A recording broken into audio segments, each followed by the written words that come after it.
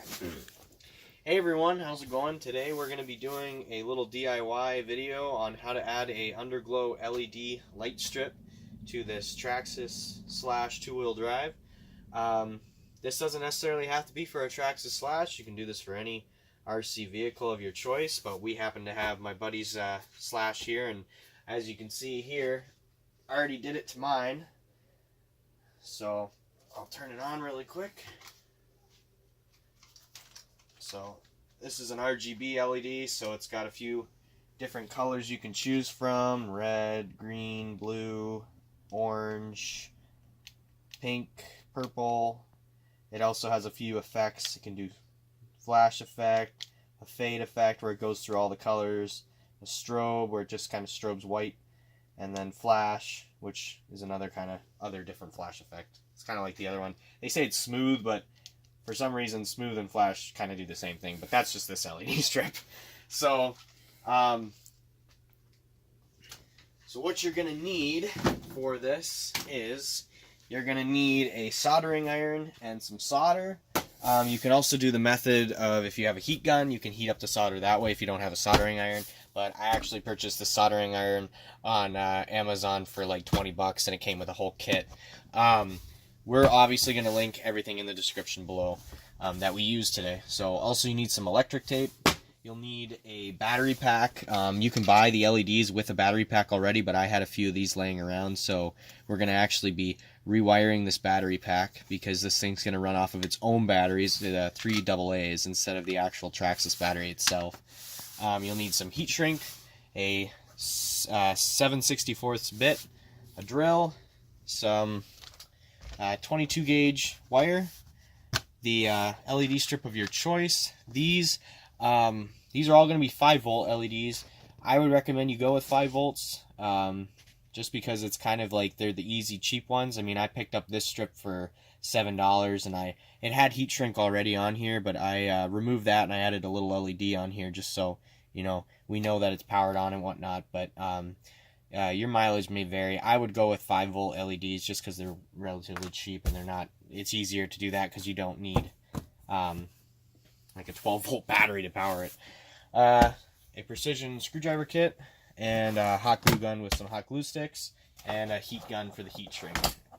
So, kind of just to dig in here a little bit. So what I've gone and done is I've already removed the 2 screws for the ESC, because the ESC was sitting right here, because we're actually going to be running our wires right through these 2 holes that I drilled. This hole was already here, but I drilled these 2 holes here, and then kind of see right there, it's a little dark. Right there, there's 2 other holes. I drilled those as well, so that's where we're going to be running our wires through. The battery pack's going to sit right here in this little nook here, because that's where I put mine, so it's the best place on the Traxxas Slash body that I found was the easiest to put. We don't have to do anything with the receiver or anything like that. This is all going to be just its own kind of plug-and-play thing. So what I've done on the back side is I've removed the front skid plate, so it's a little easier to route the LEDs. And then I've also removed the steering servo little gear here just to set that aside. And also I've removed the back skid plate, and when I was removing the back skid plate, I noticed that my buddy's little cover here for his transmission gearing is actually kind of worn down and torn up, and he was actually having some issues with his transmission before, and this actually might be the cause, so we're going to retape this. We're just going to use electric tape because I actually retaped mine too. So yeah, we removed this back skid plate, so we basically have this whole thing to work with now. So the first thing that we're going to do is we're going to feed these wires here. So what this one was it was actually a USB powered LED strip for like the back of your TV or something. But what I've gone and done is I've cut the heat shrink, and then I added a positive and a negative wire to the back of this thing, so I had a little bit longer wire so I can route it or wire it into a battery case. I would go with the LEDs that already have a battery case because they actually do sell ones with these battery cases. I went with this one just because it's a little cheaper and I know what I'm doing with as far as soldering goes. So we can put a link for the battery case one in the comments. Yeah. Well, yeah. I said we'll have links for all this stuff. Okay. Yeah. Also, what I did was I increased the wires. So these LEDs were originally soldered onto the circuit board, but what I did was I moved the wires over, or I added longer wires so it's easier. It has a little bit more flexibility to it because we're not going to be using this entire strip.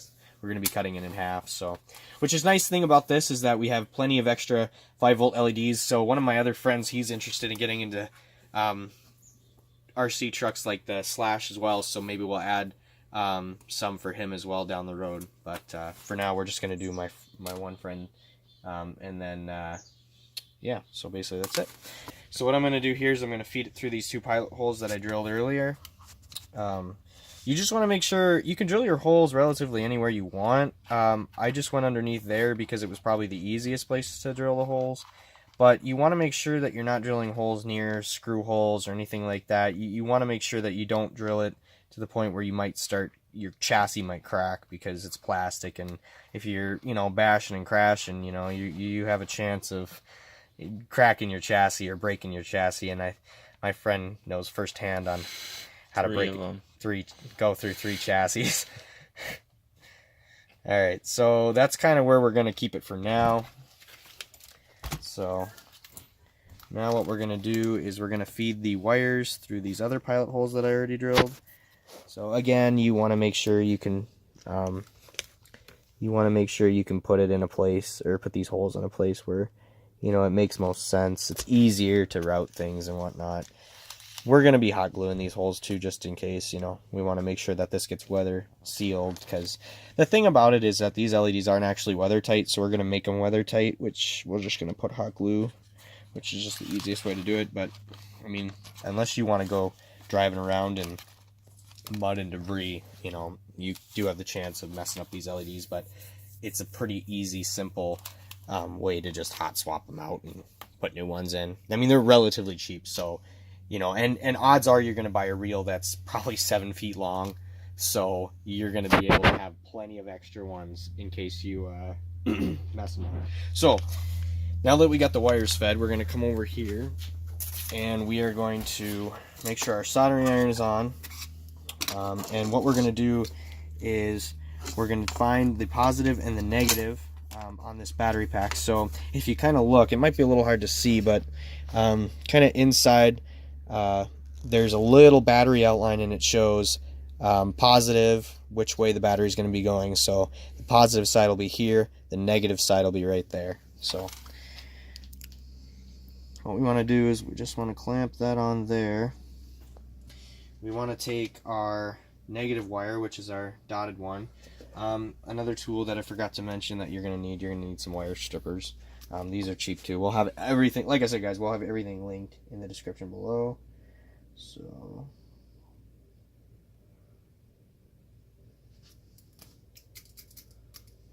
cut it a little bit bad there.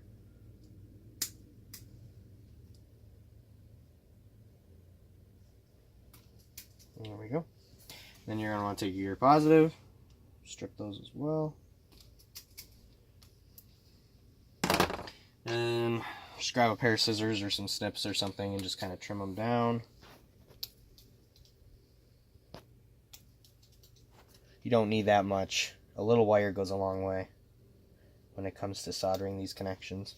I've found that out. So we'll set these aside. So what we're going to want to do is we're going to want to take these wires and we are going to want to actually pop this out, and then we're going to pop these on.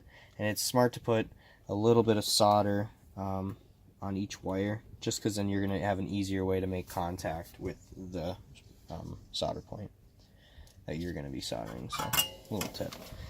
So you just put a little bit of, oops. Okay, that's embarrassing. What the frick is going on with the soldering iron? Okay, well, we can cut that out. Yeah. So we'll just put just a little bit of solder. There we go. A little bit of solder on that one. And a little bit of solder on that one.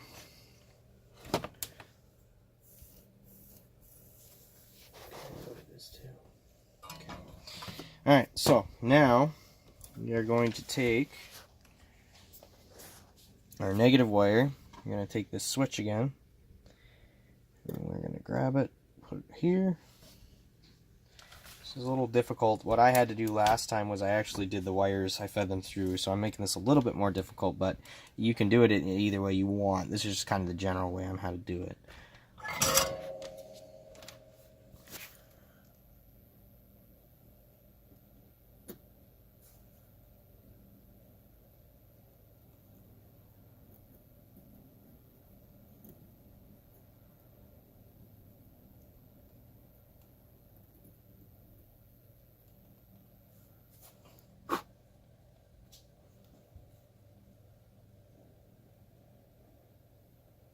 So your middle of the switch will be your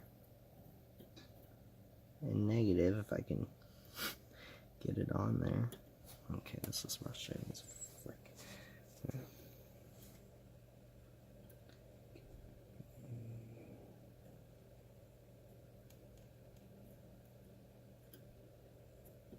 That would really blow if my soldering iron was all like, no, today I don't want to work. I'm just going to quit on you today. Oh my god, I'm getting freaking pissed off now. Don't put that in there. Alright, let me get this realigned here because this is starting to really fucking irritate me. Soldering iron, you work so perfectly, and then all of a sudden you're like, yeah, I don't want to work anymore. I'm retarded now. I mean, I'm stupid now. That was a wasp. I was gonna be like, frick off! Okay, let's try adding a little bit of solder to that.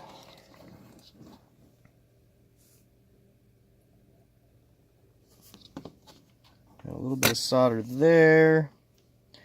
Make sure we have our negative lead.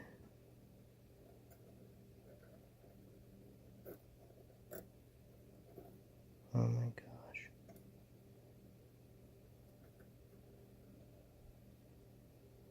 There we go. There we go.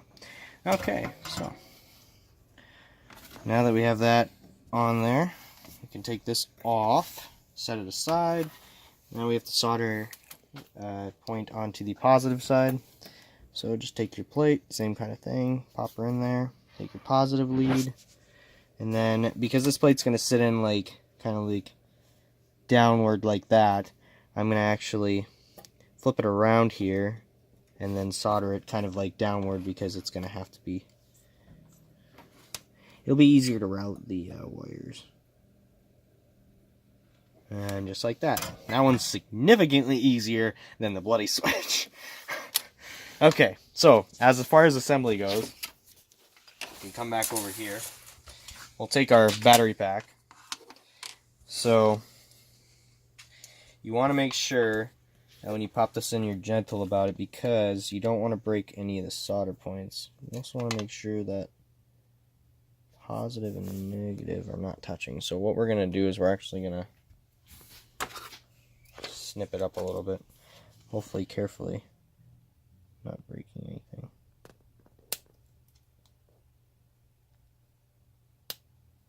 Perfect. Okay, so now we can just cut that part out and I'll just kind of explain.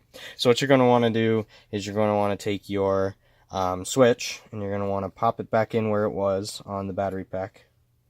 So it kind of, you just got to be careful about it because it can break off, and then you'll have to go and resolder it again, but which can be a pain. But relatively, it should pop. What I like to do here is I like to get like a precision screwdriver out and then a flathead bit and kind of pop it back into place like that because it's actually a little okay. It's actually a little bit like I said, don't use as much force as I just did. It's relatively a little easier. There we go. Perfect. So just kind of pop that back in. Looks good. Everything looks good. Okay. So then you want to take your negative wire and you want to just route it accordingly. Kind of make sure that it's not touching that third switch there, which I'm actually embarrassingly going to say I don't know what that does, but I assume you don't want to touch it. Okay. So yeah, once you get this routed in, it should look a little bit like that. You just want to kind of make sure that this cable is tucked back properly, and then route this around. Then you take your little cap that came with your battery pack. You just kind of find the orientation that's correct, and you just kind of pop her back into place. Should be just kind of like that. Then you can slide the cover back on. So what I'm going to do is I'm going to test the LEDs and make sure they work before we start, putting everything on and getting it to the point where we can. So before we do this, so the back side of this is going to be obviously facing down, which is where the switch is. So you want to make sure you have it in the on position, because once you start hot gluing this or super gluing or whatever you're going to be doing, you want to make sure that you don't have to go back and, oops, I forgot I left it off. Now I have to go switch it back on. So little disclaimer, you want to make sure that it's switched in the on position, because you're probably never going to be taking this off unless you're replacing it or something like that. So we'll kind of pull the LEDs out a little bit, and then we will grab. Okay, so we got the batteries put in now. So you just want to make sure we have a blue light. As you can see, we have the blue light, so we do know that there is power going to the board. That's kind of the reason why I put the blue light, just so we know that there's power going to the board even when the LEDs are off. So what we do is we just hit the on, and boom, there's blue, there's red, green, orange, pink, magenta, and white. And then you make sure that there's your flash, there's your strobe, there's fade, and there's smooth.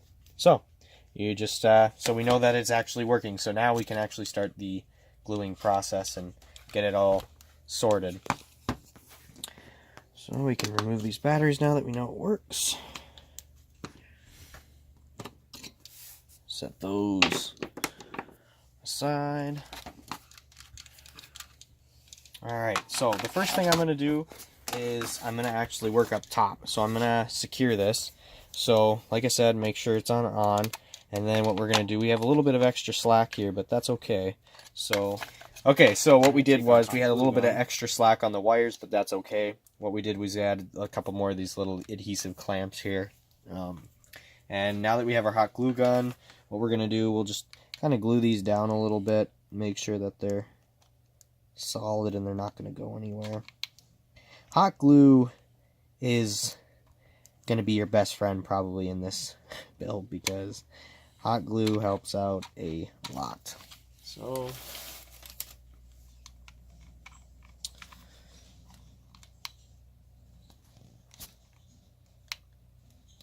it actually is pretty tough too. So what we're going to do too is we're going to be hot gluing these holes here, just to make sure that these cables, or these wires I mean, don't move around. Same thing, you want to hot glue your other holes. This one might be a little tricky, because you want to make sure that they don't move. And we can obviously hot glue it from the underneath side too. Okay, so now what you want to do is you want to make sure that you get it kind of everywhere on this. You don't want this to be rattling around. If you flip over, you want it to be more secure. So you can put as much as you need to on here. I usually gloop it up pretty good, and I like that word, gloop.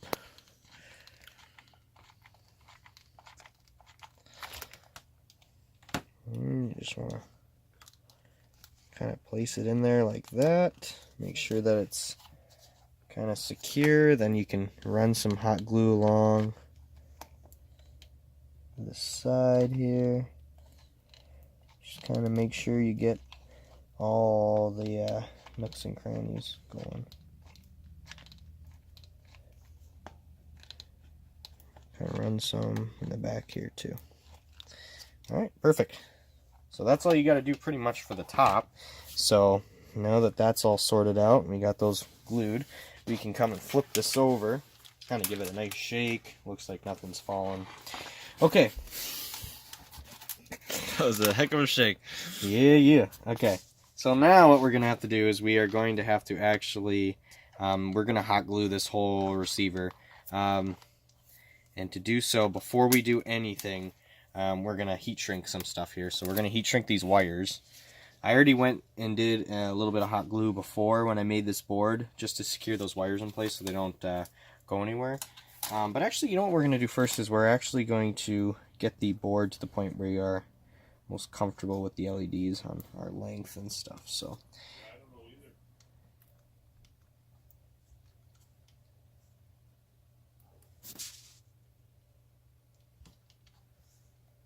if we go like that, we kind of go, I'd say about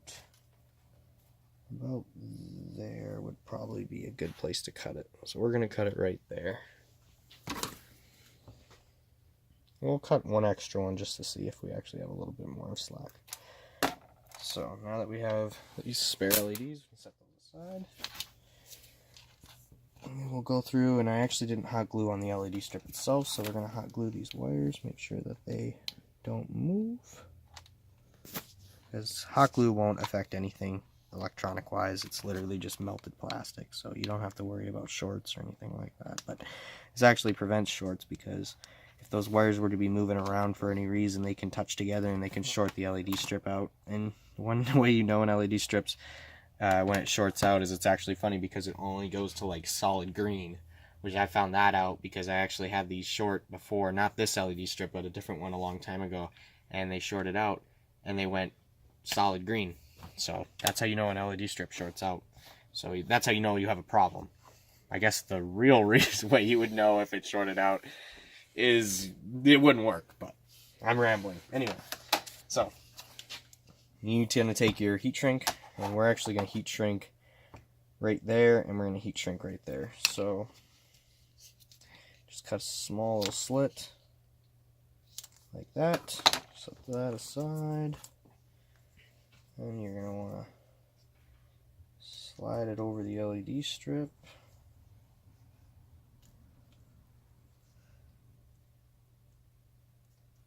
Slide it over your hot glue here. We're going to slide it right over that, just like that. Okay, so you need to be careful when you're doing this though, because heat will melt the glue and the solder, so you want to make sure that you kind of do it quickly, not kind of linger with it. You don't want to put too much heat, so you grab your heat gun.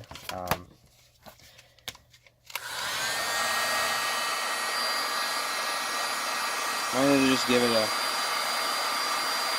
couple little things, and that's all you need. So just make sure that it's not, you know, the glue might separate a little bit. Yeah, that's plenty hot, so the glue is going to separate a little bit in there, but that's okay, because you just kind of want to make sure you don't want to jiggle it around or not, because the glue can actually come undone and not keep good contact on the thing, on the wires. So so you just want to take your other piece that you cut.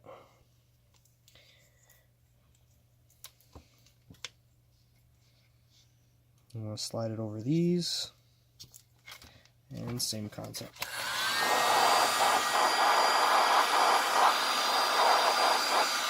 That's all you want to do.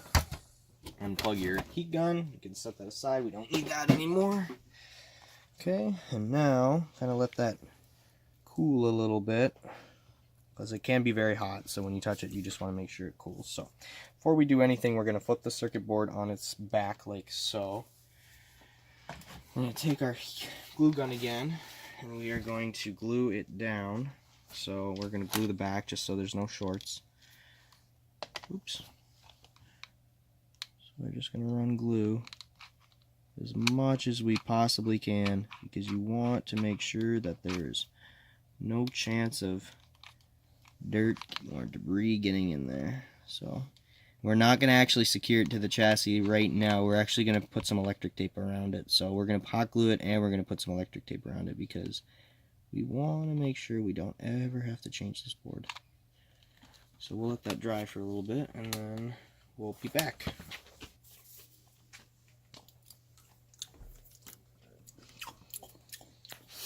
Are you recording? Oh yeah, you are. Okay, so now that the glue dried, we can take this and flip it back. So it's going to be the same thing. Kind of bend your LED back a little bit. You don't have to have an LED on here. We were just tinkering around with some fun stuff, so you don't have to necessarily put an LED, but if you want to have some fun or whatever, tinker around or whatnot with some electronics, then by all means do it. It's a lot of fun. We can put links for the LEDs in the description too.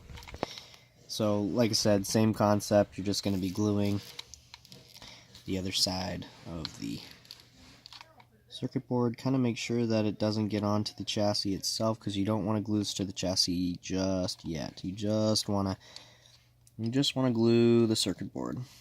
You can also put heat shrink over it, but I found that this is going to be a little easier just because I have an LED on there. But if you don't have an LED on there, definitely put heat shrink over this instead of hot gluing it. But we'll let that dry.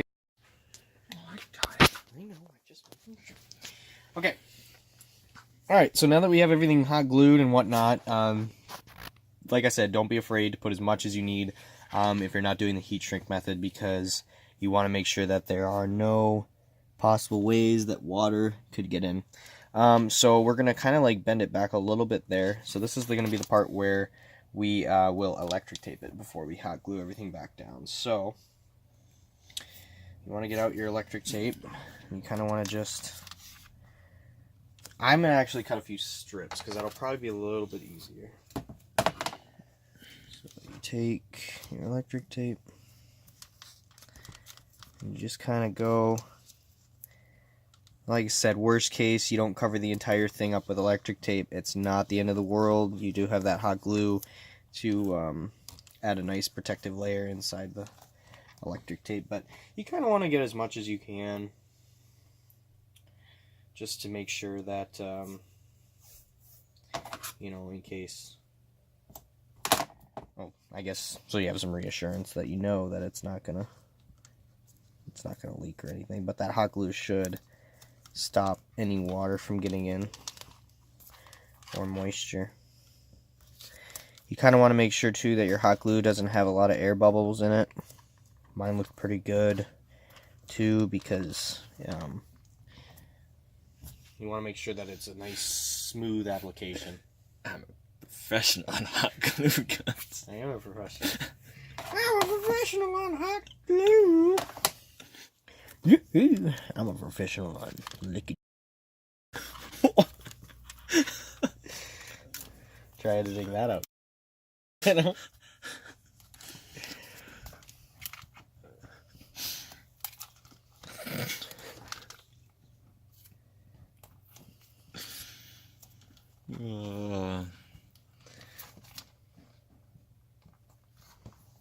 Steven, ladies and gentlemen.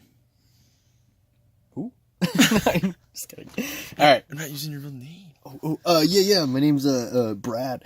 Okay, so now that you have this all electric taped like that, you kind of want to just push it back just a teeny little bit, and then this is going to be the part where we're going to start hot gluing stuff down to the actual chassis. So on the back of your receiver here, just want to kind of get a lot of hot glue in there. Like I said, man. What happens if I break my chassis? Well, I'm kind of screwed. That's okay, because that's what DIY is all about. Alright, so just run some hot glue. I gotta cut that out now. No, you won't. You're gonna have fun with this. Same thing on the other side. We are professionals on this channel, as you can tell. We are probably the most professional YouTube channel out there. And that's a bold statement, but I mean it. I'm super serious right now. Same thing. Some more hot glue right here in the back. And then what I like to do is I like to make some little kind of traces of it. Again, your little brackets. I call them hot glue brackets. Little brackets. So much glue. You want to make sure you put a lot of glue. People, don't listen to him. He doesn't know anything. You want to make sure you put as much hot glue as possible. It's not going to weigh you down in the corners. It might. A little bit. That's some low center of gravity. Yeah. Weight hanging on the bottom of your chassis. Yeah. Kind of before it dries too, you want to just kind of squeeze those wires in there.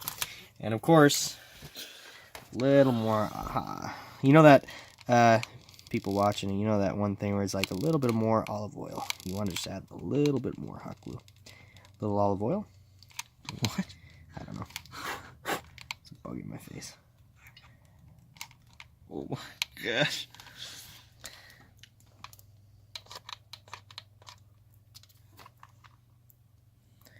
Squeeze that down, make sure it makes a nice secure connection. You just want to make sure when you are putting your parts excuse me, underneath, that dry fit your skid plate to make sure your skid plate clears it. Yes. Yeah, you want to make sure that that clears it. Okay. So this initial step is done. All right. Okay. So as we're letting this glue dry here, add a little bit more right there, just a spot we missed. Stop laughing. As we are letting this glue dry here, we're going to actually redo this, his little gearing compartment here. So, as you can see, yeah, it's, just by looking at the tape, like that's a lot of sludge and dirt, and you're not supposed to have that. So that's probably what was explaining a lot of his transmission issues. I mean, I don't have grease, but we should re-grease this technically, but what we're going to do is we're going to clean it up a little bit. So I'm going to grab a rag, actually. Fill the hole with hot glue. Yeah, this was the part where you fill this with hot glue. So you want to make sure that... Hot glue makes a good lubricant. Yeah, it actually does. Like, I know what they say, like, oh, no, hot glue doesn't do that, but don't listen to them. They don't know what they're talking about. But for real though, don't use hot glue. No, I've been playing with Trax. This is about, you know, I'm gonna say playing. I've been operating Traxxas's for about 4 months now, and I'm pretty sure I'm a professional on how to do this stuff. So, oh, by the way, when you're cleaning this off, just make sure you don't get any of the grease. But it's okay because he didn't have any grease in there in the first place, so don't need to worry about that. So, we're just gonna use some electric tape. I'm sure there are other better things to use on there, but I use electric tape on mine just because it's basically like, you know, it's not that big of a deal. So you just want to make sure that you cut it to the length that you need it. You don't want to cover those screws holes. You don't want to cover those screw holes. Damn, this is a professional video. That's okay. We're all about fun. Yeah. Cover that up.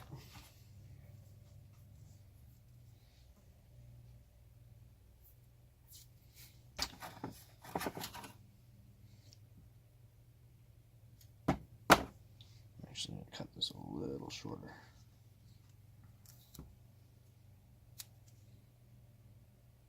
Just like that. God, this freaking bug. It's the benefit of working outside. Bugs don't know anything. They're like, freaking bugs.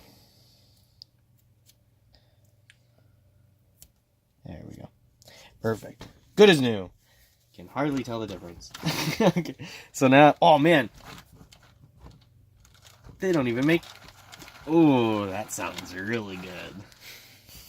I just feel the dirt getting crunched around in those gears. Alright. Back to this now that we've got that. So, what we're going to do is we're going to get this guy out of the way. And we're going to run the strip up like to there. Right about... Well, we might have to cut this actually a little bit shorter. So I made it a little longer just because I wanted to see. But we're going to actually cut it a little shorter. Make a few adjustments. So, next, what you want to do is you want to take the adhesive backing off your strip.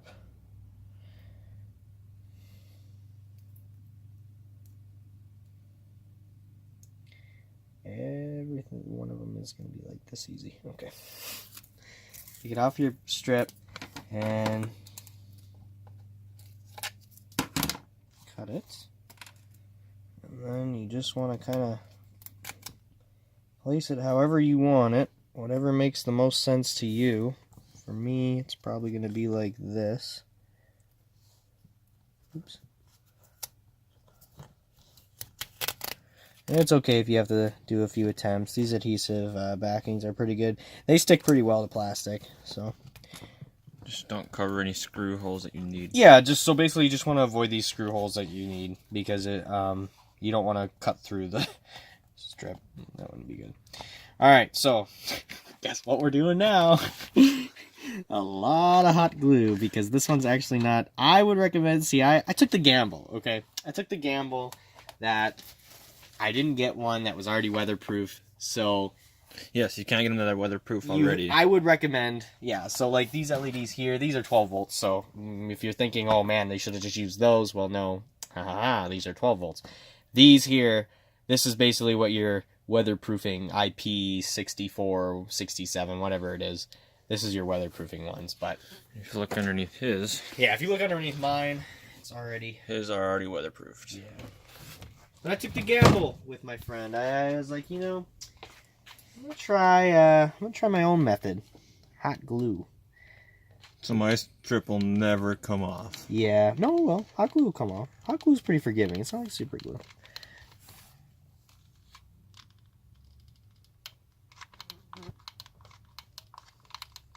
We will come back once the glue's done. Yes. Yeah, I know.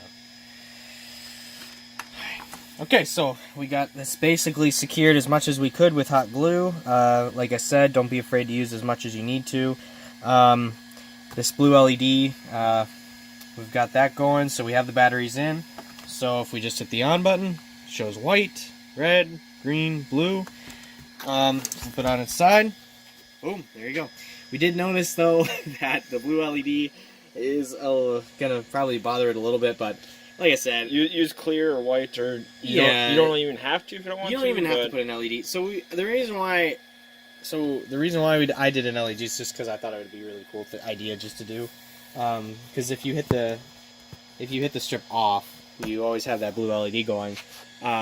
But you don't have to. It's completely up to you. That's kind of a little extra step that I didn't really go over just because I did it because, you know, whatever. It was random. Yeah, it was random. But we're probably going to cover it up or whatever too down the road and whatnot if it gets to be that a problem. But most of the time when he's going on his track and stuff, he's not going to run